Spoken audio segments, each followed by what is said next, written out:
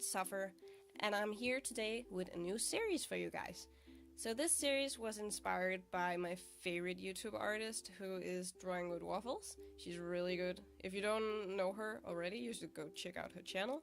But she does a series where she draws her favorite character, starting with all of the letters of the alphabet. So she starts with A and moves on to B and so on. You get the picture?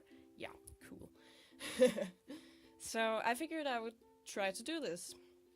And I was trying to figure out who I wanted to do for the letter A, who's my favorite character that starts with the letter A. And I realized I hardly know any characters starting with the letter A. So I googled animated characters and found a list of Disney characters because I love Disney. And none of the characters really stood out to me as ones I wanted to draw. But I ended up picking Alice because I figured that she would be the most fun to draw, and I've never drawn her before. So I thought that would be a nice character to draw. So in this video I'm drawing Alice in Wonderland. And I was thinking, okay, so how can I do this drawing of Alice and make it not just a drawing of Alice standing and smiling, looking pretty. So I had this idea to give her a really big teacup that she was holding and looking at it kind of confused. So that's what I drew. It ended up in... I'm so sorry. I'm still sick because I'm recording this the same day as the last video. So I'm sorry about that. It's very hard, once again, very hard to speak English if you're all stuffed up in your face. But I'm trying my best, so don't kill me. What was I saying? Sorry, I lost my train of thought. But now we're doing the line art, my favorite part. No, not. And I made a really messy sketch, so I had to kind of figure stuff out in the line art. Oh my god, I'm so sorry. I'm really smashed. I'm just so sick. But yeah, one of her hands, the one that's not inside of the handle of the teacup, I think turned out so cute. But the other one turned out kind of bad. I don't really like it. But you know, it's alright. At least one of them turned out good, so that's nice. And I wanted to make her outfit different from the one that she wears in the Disney movie. But I still kept some of the important parts, like her apron and that she has a long blue dress. But I kind of changed it up a little bit and added some details to it so it will look more interesting and fit more with my style of drawing. And I think it turned out really cute. So that's nice. And I also... yeah, I tried to... maybe you saw that before in the sketch layer. I tried to give her bare feet, but then I gave up because I didn't want to draw bare feet. Because it's kind of hard to draw, actually. If it's on a weird angle. Because her feet are foreshortened in this picture. So it was kind of hard to do foreshortened feet. Because I haven't really drawn that a lot. Maybe I should practice that. I think I need to practice, like, in general.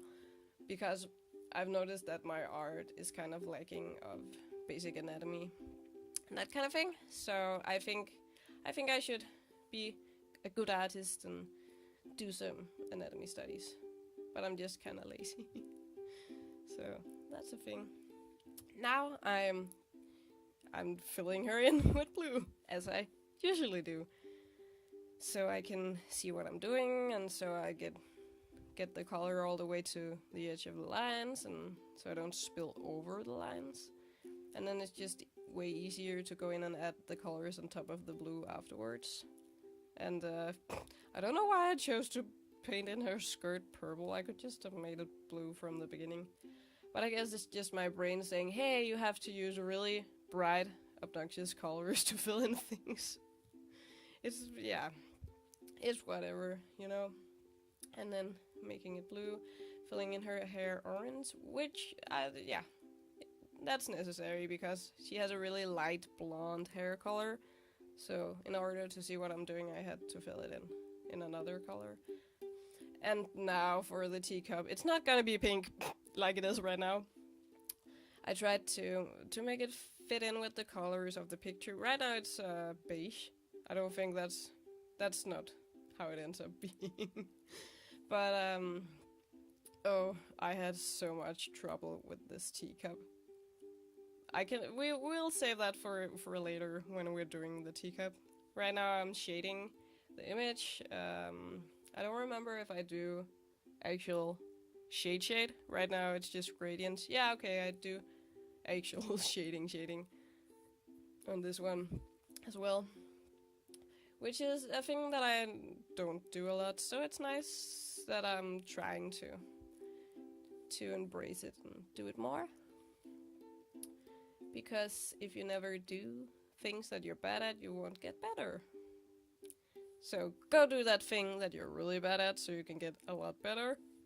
That's my advice for you today. And now, okay, now it's teacup time.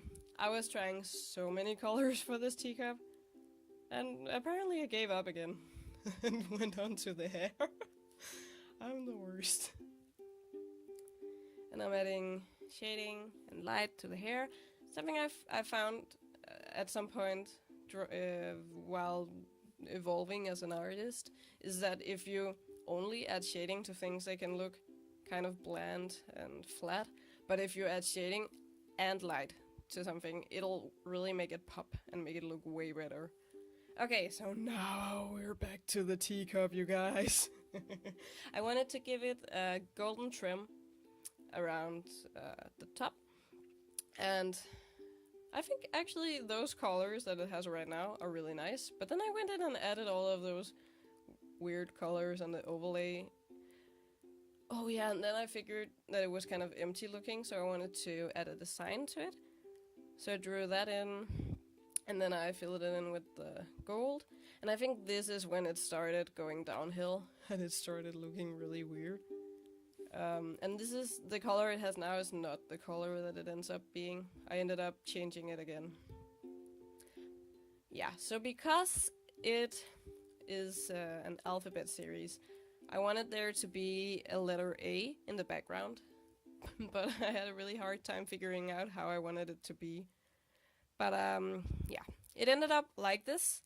So I hope you liked this drawing and this video. If you did, please subscribe or like, or leave a comment down below and tell me what's your favorite character that starts with the letter B.